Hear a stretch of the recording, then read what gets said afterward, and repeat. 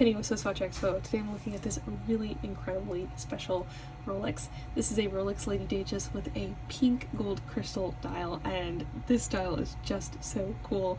To me it looks like pink camouflage or almost salmon toned camouflage, and the detail is such a neat feature to this watch. It really brings attention to the dial because the rest of the dial is stainless steel, or the rest of the watch is stainless steel, but this dial really focuses all the attention on it, and I think that is such a unique feature for this watch.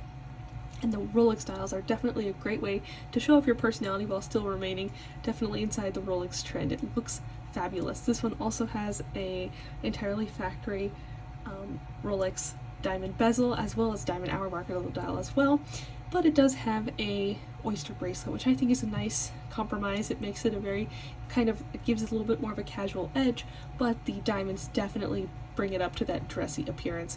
I think this is a fabulous watch if you're looking for a really unique Rolex watch, especially one with a dial that you're not going to find everywhere. This one is such a cool choice, and it's something that if you already own another Rolex, you probably don't own anyone that looks exactly like this.